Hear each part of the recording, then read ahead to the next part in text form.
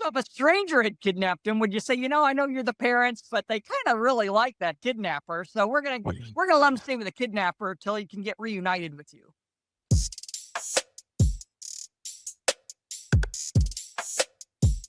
Today, we're with Mark Ludwig. Mark is the proud father of his son, Levi. He's also the executive director of Americans for Equal Shared Parenting, which is an organization that raises awareness for the need for children to have equal access to both of their fit, willing, and able parents. Mark has over 30 years of political experience. He's active in 31 states and has been instrumental across the country in passing legislation that positively impacts the shared parenting community. His passion is to protect children from the unintended consequences of the legal system and ensure that they have the opportunity to be loved equally by both their parents after separation or divorce. So thank you, Mark, for being with me today. Hey, thanks for having me on. I appreciate it.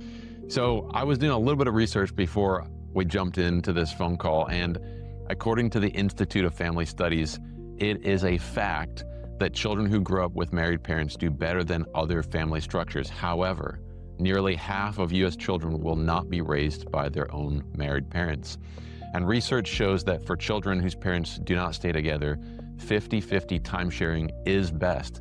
The 50-50 schedule communicates to the child that his dad will not abandon him or her, and it also improves the likelihood that the father will not actually abandon him or her. Exactly. Yeah, kids need both parents, and I'll fight just as hard for a mother as I will for a father because I'm fighting for the kids. I believe that God designed opposites to attract for a reason. Each has a strength and each has a weakness. And, when a couple gets married or, in an ideal situation, one tends to be a little bit more on the nurturing side, one a little more on the disciplinarian side. And the beauty is they pull together in the center to raise a child. So you need both of them. If you arbitrarily rip either one of those out, you've got a very unhealthy way to try and raise that child. So yeah, that's my passion, is making sure that kids have the right to have both of their parents in their life. Mm. A lot of people that ask me, hey, Mark, don't you wish you had full custody? And I'm like, no, I don't. That just swung the pendulum the complete other way. What I want is what's best for my child. His mother and I, I'm not going to go into the reasons, but I was pretty hurt. There was the whole reason for the custody battle was there was a question over paternity. And I lost the person I thought I was in love with, and I lost my son at the same time. So I didn't even have time to grieve over the relationship part of it. And so obviously as a result of that, his mother's not my favorite person, but it doesn't matter though. That's his mom.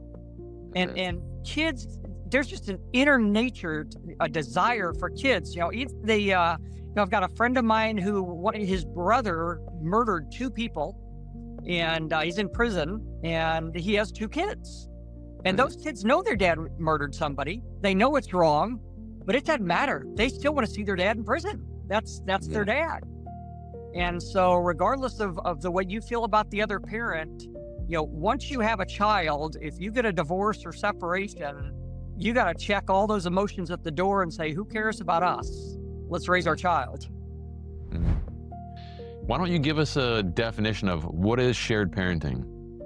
Yeah, in my mind, like I said, opposites attract for a reason. And in a married, intact family, traditionally, you're going to have I grew up in the Beaver Cleaver days, it really was Beaver Cleaver at my house. I mean, my dad was a chemical engineer that went to work every day. My mom was the homemaker that stayed at home doing laundry and cooking. And we had one of those, build out pools in the backyard that was always having rips in the liners that we spent all summer trying to figure out where was the hole in the pool this time. But we would have the Kool-Aid parties in the backyard and everything. And it really was a Beaver Cleaver lifestyle. But the difference in that versus a separated family is, I didn't see my dad a lot during the day, but my dad was edified. So all day long, my mom was talking well of my dad. And we knew that it was a partnership, that the reason they had that arrangement was because of my sister and I. They realized the best way to raise us was my mom to stay at home, my dad to go at work. However, once a couple gets a divorce or is separated, that dynamic has changed now. You don't have those rules. So, You're both going to have to be income providers. You're both going to have to learn to be the nurturers. And, for myself, early on and for the majority for 12 years, I basically was the Disneyland dad. I got my son every other weekend, basically. And that may sound fun on the outside, that, oh man, how cool. You get to do play things with your kid. You don't have to get them ready for school. You don't have to wake up in the mornings. And I'm thinking, no, that's not right. My son needs to see that I prioritize him enough that I'm willing to get up to get him ready for school. That I prioritize him in my life, that I do make time to make him breakfast, to make him lunch. And we have those bonding times. The best time for a child for bonding is those drives home from school, because that's when you learn about their school activities, their teachers, what they like, what they don't like, how they're, evolving as a child and developing into adulthood. And if you only get a child every other weekend, you miss those conversations. Because the last thing a kid wants to do if they don't see their dad every other weekend is tell them what happened on Tuesday. They've already talked about Tuesday. Tuesday's gone by 5 o'clock Tuesday night. They don't want to talk about it. So you need those rides home in the car. And so what I believe is to strive to say a starting point of 50-50. Now that's assuming both parents are fit, willing, and able. You always get the opposition that says, well, you don't want to put a kid with an abuser. Well, obviously, I'm not talking about those cases, but you don't go with the presumption that all fathers are abusers, though. I give the example, it's like a DWI. The presumption is that all drivers are safe drivers unless proven otherwise. So once you get your driver's license, you're presumed to be a safe driver. But if somebody has a DWI in your neighborhood, you don't rip everybody's driver's license away and say, prove to me you're a good driver still. Well, if you have a child, you should be presumed to be a fit, willing, able parent. Now, we do want some judicial discretion to determine is there provable reasons why, but the reason shouldn't be that you don't get along with your ex and you think you're a better parent. There is no such thing as a better parent. One may be a little better at nurturing, but I promise you still both need each other. You may disagree on what foods the child eats or what they should watch on TV or what their bedtime should be. That doesn't make someone a better parent. If they did, then the state would go around ripping every child out of half the homes in America because they're not eating properly or something like that. So I believe, like I said, the best thing to do is, and like I said, I live that philosophy. People ask me all the time about, don't you want Levi full time? No, I don't. I do want him to have a relationship. I don't want to have a relationship with his mom, but I want him to have a relationship. And I don't want him to feel guilty about that relationship.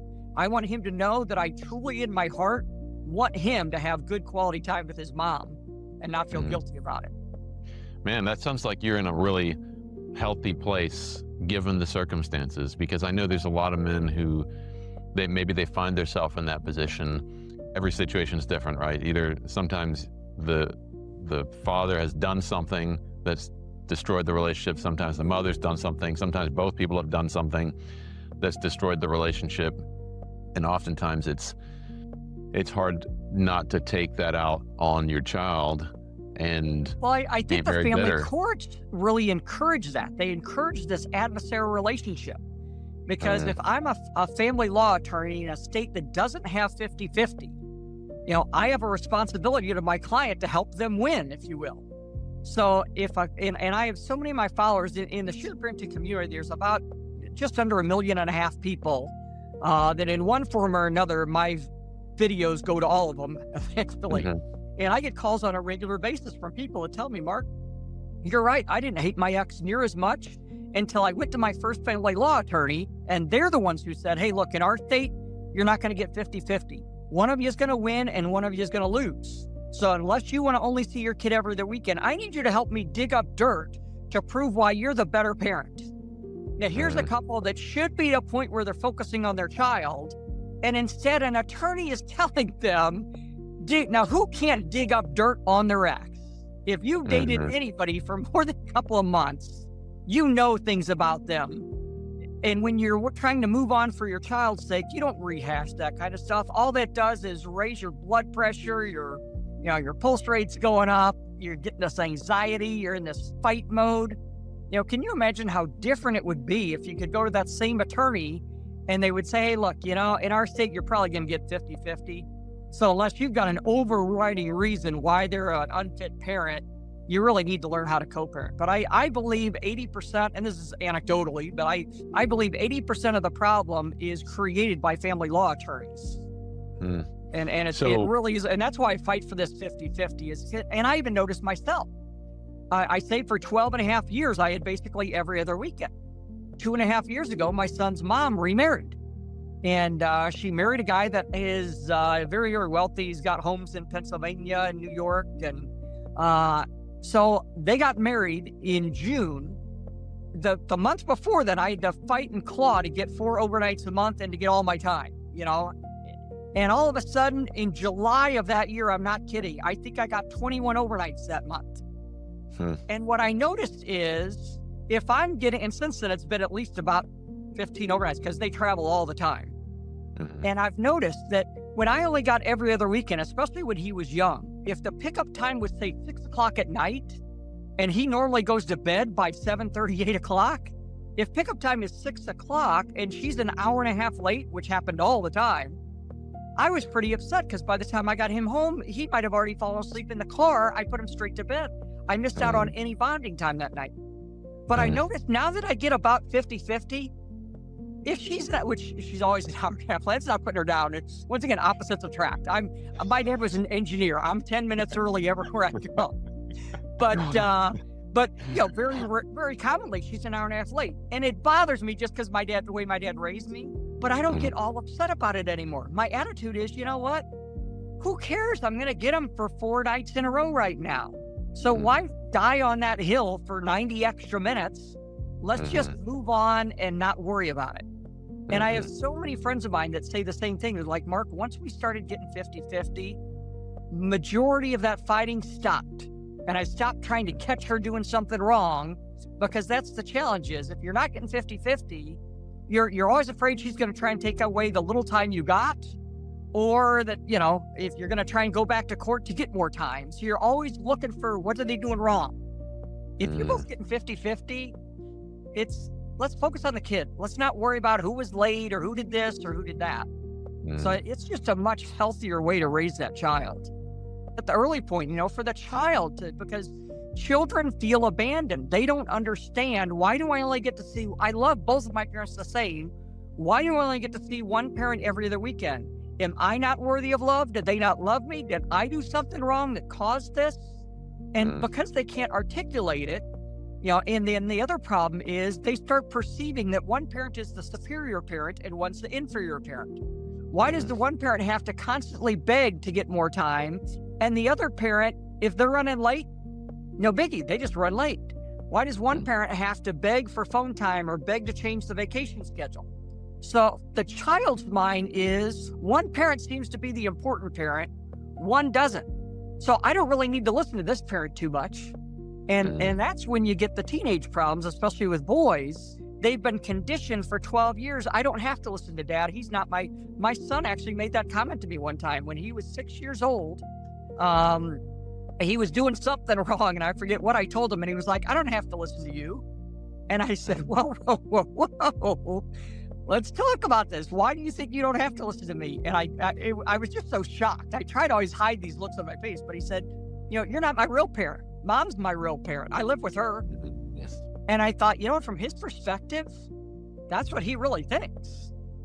And, it is interesting because there have been a lot of times now where all of a sudden his mom is realizing she can't control him as much now that he just turned, I was going to say this last week he turned 16. So I'm still saying he'll be 16. He is 16 now. But, so he's in that age and he's a great kid. So he's not like he causes a lot of problems. I mean, I am really fortunate. But there's times where he's just out of control from his mom's perspective. And she's like, well, you have a talk with him. And I don't say this to her because it does no good to say this. But in the back of my mind, I'm thinking, if you hadn't conditioned him for 12 years that I wasn't important, I would have a lot more leverage and influence him right now than I would have had. And I've noticed that myself. So like I said, he's going through that. And like I said, I'm very fortunate. He's not going through, knock on wood, the normal teenage stuff yet.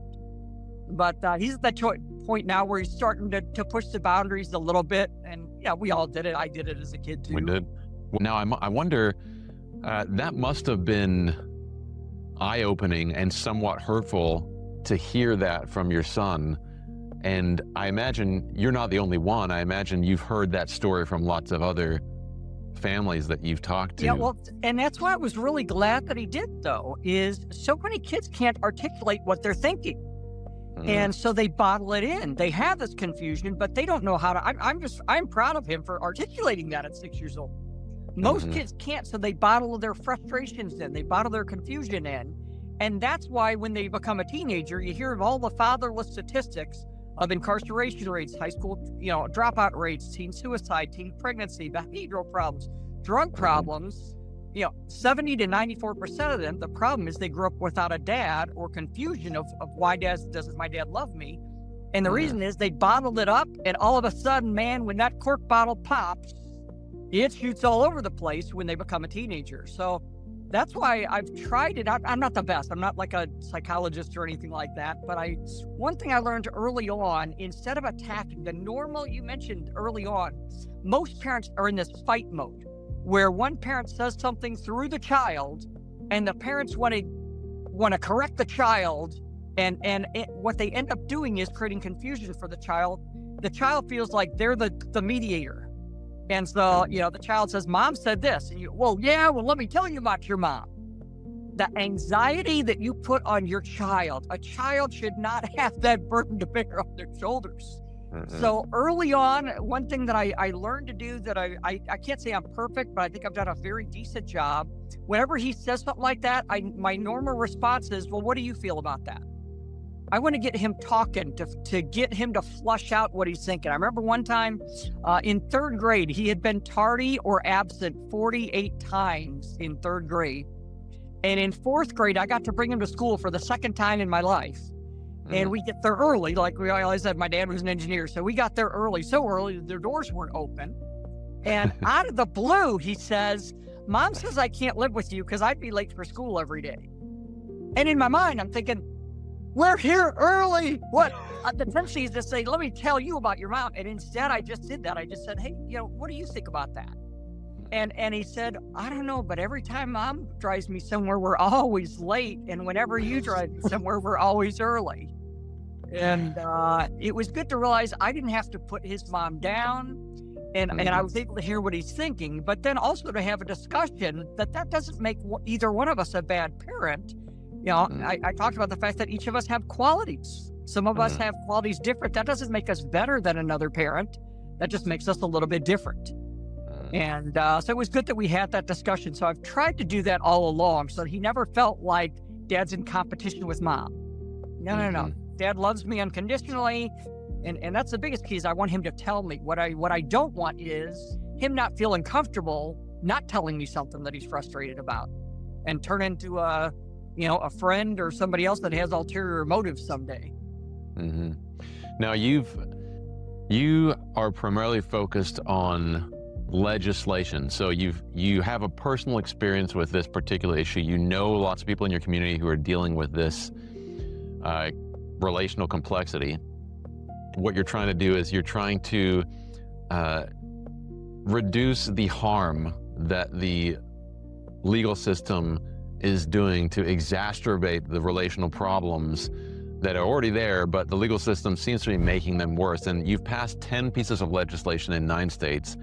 Can you tell me a little bit about those pieces of legislation? What do those do to help parents who are separated or divorced to have more effective and productive family relationships? Well, the 5 best bills that we passed in Kentucky, Arkansas, West Virginia, Florida, and Missouri are what we call a 50-50 rebuttable presumption. And what that means is there's a presumption that kids should have equal time with both parents. The word rebuttable means it's not a rubber stamp. We're just saying it's a starting point of 50-50, so that you don't have somebody disprove a negative, that when you walk into the courtroom, you're both presumed fit, willing, and able parents. The rebuttable means the judge still has judicial discretion to determine, you don't want to force 50-50 on a parent who has no desire to be a parent. That's going to be even worse, because then the kid's going to be with the parent, and it's obvious the parent doesn't want the kid around. So we don't want that. We don't want in situations of proven abuse. But once again, I want some type of proven abuse, not just they call it the silver bullet, where we even have videos of continuing education classes where prosecuting attorneys are teaching attorneys how to file a false allegation to get an upper hand in a family court situation. So we're looking for legitimate abuse cases to rebut that presumption. But basically, it's just saying, until you know any facts, when you walk into the courtroom, you're both presumed equal. Now we need to decide, is there a reason to vary it? Do the parents live 300 miles apart? So they obviously can't go to the same school, during the school year. Is the child a special needs child that needs special care? And the one parent, is not going to be able to provide that special care. So we have what we call them determining factors, but that's the main bill. Then there's another bill that we passed in several states called the Facts, Findings, and Conclusions, which isn't necessarily a 50-50, but it basically says a judge has to give written facts and findings on how they arrived at their conclusion. Before this bill, a judge could basically just say, I'm going to give you every other weekend, but no reason is given. Well, you can't appeal a case because you don't like the ruling. You can only appeal a case if the judge didn't follow the law. So by putting facts, findings, and conclusions, it forces judges to give a reason. Why are you giving it every other weekend? What was the overriding reason why this parent should not have been given 50-50? And even though it's not a true 50-50 bill in the states we've passed that, the pendulum has swung quite a bit closer to giving parents more time than they would have been given in the past. What's the history behind judges not giving 50-50? Yeah, right now the only real reason is money. The Bar Association lobbyists have so much money, it's unbelievable. And, you got to realize, if a couple's going to get 50-50, there's not a real big reason to rack up $100,000, $200,000 legal bill with an attorney. Both parents are going to, you may spend $2,000, $3,000 a piece. But right now, most attorneys, the average in the state of Missouri is over $21,000, for the dads, on custody battles. So if an attorney can keep you riled up and keep that adversarial relationship going, you'll give up on your car long before $20,000. You'll give up on your house probably even before $20,000, but you're probably not going to give up on your kids, and attorneys know that. And I'm not putting all attorneys down. They're paid to, even an attorney who's a defense attorney for somebody who they know committed murder, they still have a fiduciary responsibility to their client. Well, sadly, the client is either the mom or the dad. There's no true, attorney. They claim there is, the guardian ad litem. They're not being hired and paid for by the child, though. So each attorney is working for the mom or the dad, and they're going to do whatever they can to keep that adversarial relationship going and rack up those billable hours. But all the social science is showing, kids do so much better if they can have the involvement of both parents. So your legislation that you're passing, give a starting point for judges and courtrooms to start with at the 50-50 mark, instead of starting at, is it just 0-0 and then the judge gets to decide? Usually they start at the 20-yard line, because usually in 83% of the cases, the mom's going to get the majority, the dad gets every other weekend. And the reason, like I said, it's understandable. Back in the Beaver Cleaver days, the mom was the nurturer, so it would just make sense. She's been raising the kids anyway. But unfortunately, we realized what happened. If you look at what happened in St. Louis, especially with all the welfare programs that were designed, the only way you could get the housing, the Medicare, all the TANF benefits, was you couldn't have a dad in the house. We have a big housing project that's torn down now, but in the 60s, they built what was called Pruitt-Igoe in St. Louis, this massive housing project. Only one requirement: no men were allowed. And they would come knocking on the doors to try and find out, is there a dad living here? If so, you're going to lose all your benefits. So they were conditioned, let's get dad out of the house. Well, we see how that plays out right now. I drive for Uber on a regular basis in St. Louis City and in North City, and I'll just tell you, it's not a racial problem, it's a fatherless problem. There's no dads in those houses, and so kids are turning to gangs to replace that dad component. So that's one thing I'm working on. I do have a meeting at the White House this coming Monday, working on some fatherhood programs around the country. What I'm trying to do is get a White House commission for boys, men, and fathers to start addressing some of these problems of how can we try and encourage fathers. You have a lot of fathers that have just been beat down. They've been conditioned that they're not important in their kids' lives. that the only thing you're good for is to pay child support. You're not valued for what you can contribute to that child's life. Yes, fathers are incredibly important. If you grow up without a dad, you have no idea what it looks like to be a dad. And you end up making a lot of errors with your own kids because you're just making stuff up and you have no example to follow. And so the importance of having fathers present in their child's life is immeasurable. Absolutely. Yeah, like I said, all my advocacy for fathers doesn't invalidate the role of mothers. That's I'm just trying to pull out that, hey, we need to start addressing, we've got a lot of programs for mothers right now. Matter of fact, I'm meeting with the head of HHS on Tuesday to talk about the fact that right now there's 8 federal offices for women's health, but not a single one for men's health. And yet men die, over 5 years earlier than women.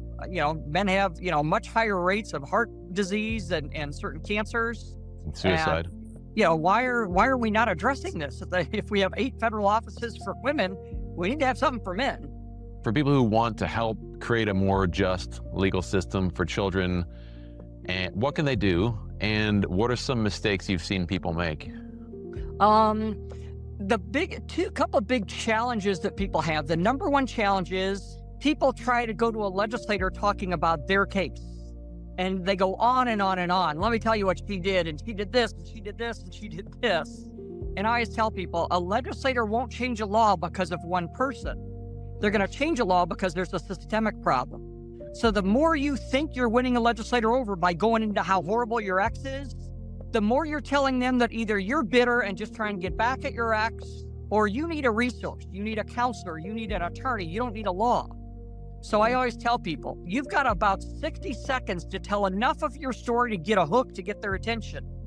But then you need to pivot and say, let me tell you what though, my state case is no different than anybody else. I promise you, Mr. Legislator, there's 1,000 cases like this in our state. This is a systemic problem that needs change. And the other key is by doing that, you don't have the emotion, the negative emotion.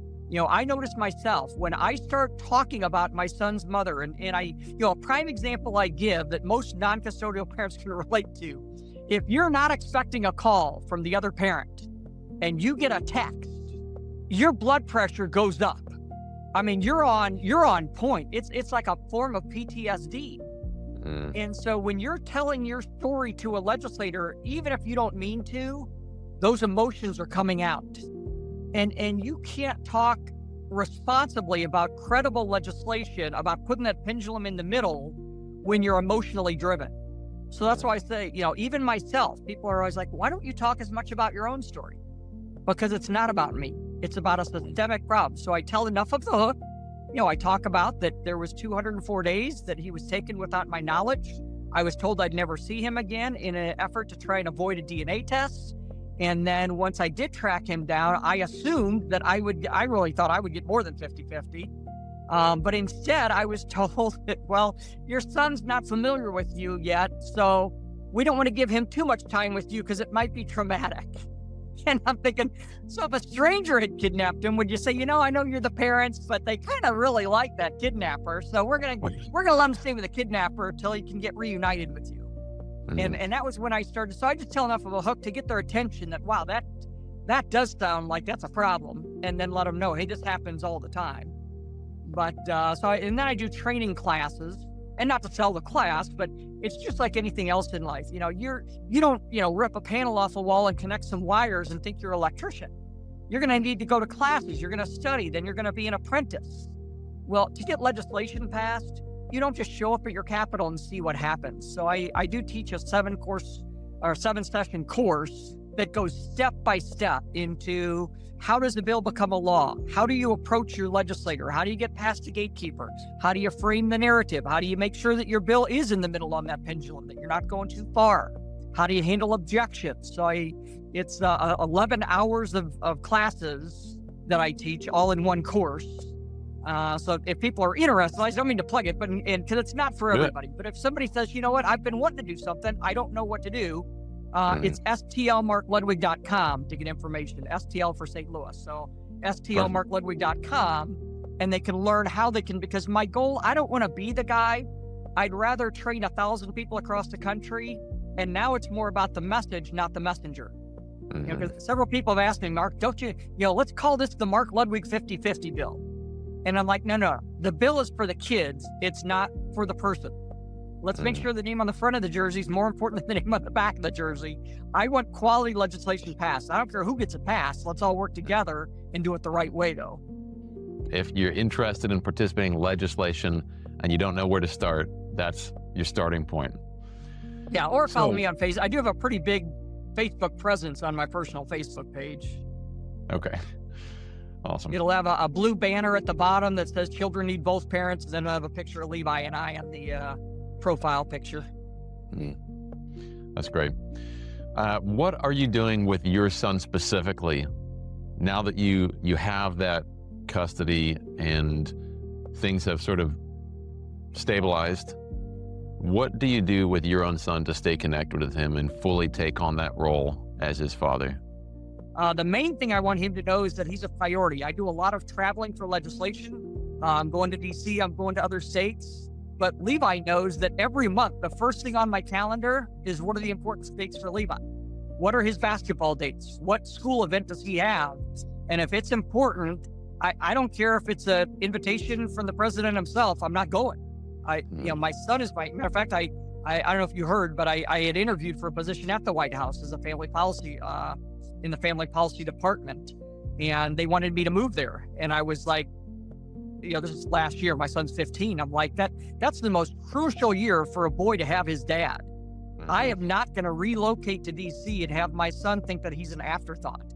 So it wasn't even a question at all. It was, and that's the most important thing for dads out there is just make sure that your kids know you don't have to be a super dad. I'm not the best dad in every way, but I do know this. My son knows that I love him, and he knows that he is absolutely hands down my number one priority in his life. That before any traveling, any legislation, anything like that, he goes into my calendar first every single month. That's great. As we're wrapping up here, what is one final piece of advice that you'd tell, one, any dad contemplating divorce or separation, and then two, any dad who's experiencing the challenges of being separated and trying to figure out what to do? Two things. Number one, if a couple is married, find a pastor, find a church. If there's any way possible, save that marriage. Now, there are times where if one parent cheats, some people can get over that. I'm not the type who can do that. And so if that is a situation and it's just obvious that that's going to be an ongoing thing, but do a lot of prayer about that first before you just, sadly, so many people nowadays just want to cut and run at the first argument. You're going to have, my parents have been married 60 years. And my dad's is paralyzed and he's in really bad health. I mean, really, really bad health right now. And he has been for the last several years. But my mom, every morning, gets a ride to where he is and goes to see my dad. She doesn't miss a day. And you talk about a love. They met, they were high school sweethearts. And wow. And that's, and I know they had rough times during their marriage, but they didn't, cut and run. They worked through those problems. So, I'm not trying to invalidate people that do have a reason, but I just tell people, if any way possible, try to figure out a way to make that thing work. If you can't, then by golly, put the kids first. Have a discussion that says, hey, look, obviously we're not going to work out, but look at what happens to kids that grow up when they're caught in the middle. Let's try and figure out a way to make this work. Do we need to go to a counselor? Do we need to go to a mediator? Let's figure out a way to make this work so that we don't, and for those that are already in the situation that I'm in, like I said, you've always got to realize my number one priority is not to win a battle with Levi's mom. It's to be a dad for Levi. So no matter how hurtful things were that Levi told me that, mom said this, don't try and win through your child. Win your child. And more importantly, make sure your child wins. It's not like you're winning the child over the other parent, because there is no winning that. The child has to have both parents. So always put that kid first. And always, for myself, the number one thing I wanted for Levi, I wanted to be that place of calm, that place of peace, not a place of anxiety. And like I said, I'm not perfect, because I know there were times where I could read it, where I would accidentally say something that was indirectly a put down to his mom, and I could tell a physical change in his tone. And I realized, oh man, that hurts him. So don't do that to your kids, guys. Resist that temptation. I appreciate you helping the legal system become a more just place, parents to have more effective parent-child relationships, and hopefully to really change the world for generations. Well, thank you. Thanks for helping me to raise the awareness, because that's the ultimate goal. The most important thing is family. I mean, if you destroy the family, nothing else means anything. So we've got to keep those kids' families together. Awesome. Thanks so much. All right. Thank you. Fellow fathers and friends, so glad you could join us for this episode. To stay connected, visit our website at fatherandfriend.com. Sign up for our monthly newsletter or follow us on Facebook, Instagram, and other social media sites. Until our next episode, keep showing up, loving deeply, and making an impact for the good of your family. Thanks for listening, and we'll see you next time on Father and Friend.